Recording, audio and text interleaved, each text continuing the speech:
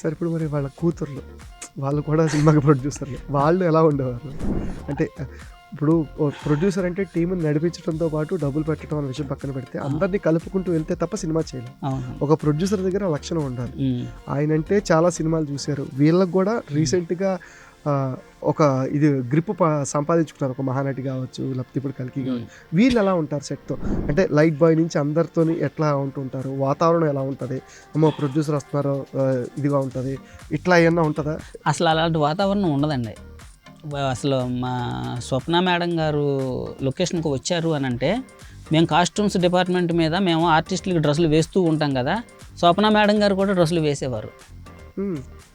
అసలు ఇంకోటి, ప్రతి డ్రెస్సు కూడా రెడీ అయిన తర్వాత ఆ లుక్ వచ్చిందా లేదా అనేది ఆ లుక్ వచ్చే వరకు కూడా మాకు ఎంకరేజ్ చేసి మళ్ళీ మళ్ళీ కుట్టించి, ఒకవేళ ఏదన్నా మిస్ అయినా కూడా ఎప్పుడు డిసప్పాయింట్గా మమ్మల్ని ఏమనేవాళ్ళు కాదు. మళ్ళీ తయారు చేయండి అసలు అని చెప్పేసి మళ్ళీ మళ్ళీ చేయించి మరి ఆవిడకి, మా స్వప్న మేడం గారికి అన్ని డిపార్ట్మెంట్ల మీద మంచి పట్టు ఉంది, మంచి గ్రిప్ ఉంది.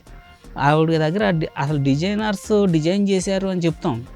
స్వప్న మేడం గారు కూడా అసలు పెద్ద డిజైనర్, మెయిన్ డిజైనర్ స్వప్న మేడం గారు కూడా నేను అనుకుంటా. ఓకే, క్లాత్ ఎలా ఉండాలో కూడా చెబుతారు. కొనడానికి వెళ్ళేటప్పుడు ఫలానా క్లాత్ ఎలా ఉండాలని చెప్పి మరి కొనిపిస్తారు. ఆవిడ అంత గొప్ప బ్రిలియంట్.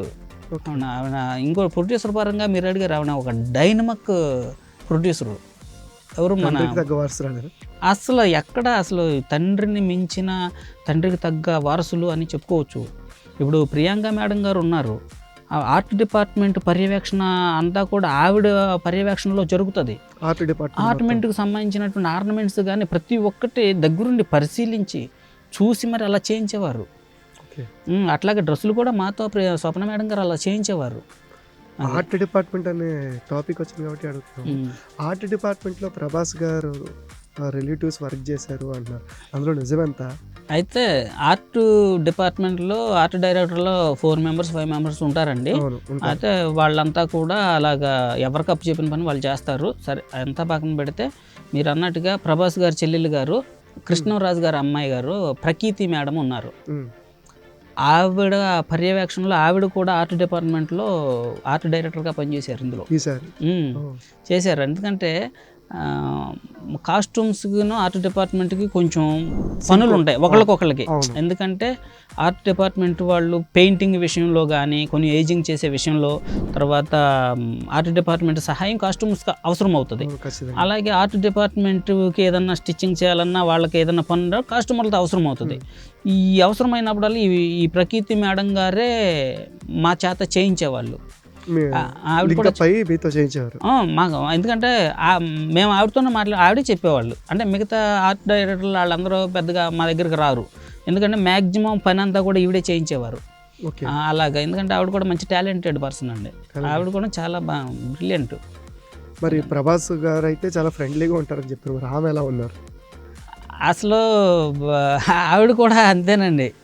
అసలు ఎవరన్నా చెబితే తప్ప కృష్ణరాజు గారి అమ్మాయి అన్న ఎవరికి తెలియదు.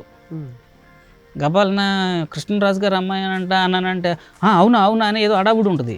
ఆవిడ అలా కాదు, కలిసిపోయి ఉంటారు. ఆవిడ మన పక్క నుంచి ఎప్పుడు ఎలా వెళ్ళిపోయారో, ఎవరన్నా వచ్చి మన దగ్గర నుంచి ఉన్నా కూడా మనకు తెలియదు.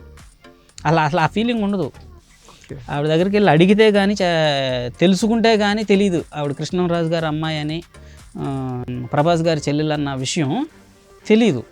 అసలు అంత క్యాజువల్గా ఉంటారండి. థ్యాంక్ యూ మురళీకృష్ణ గారు, చాలా ఇంట్రెస్టింగ్ విషయాలని నాతో షేర్ చేసుకున్నారు. ఇది ఇవాల్టి మెటా న్యూస్ స్పెషల్ డిస్కషన్ కల్కి గురించి.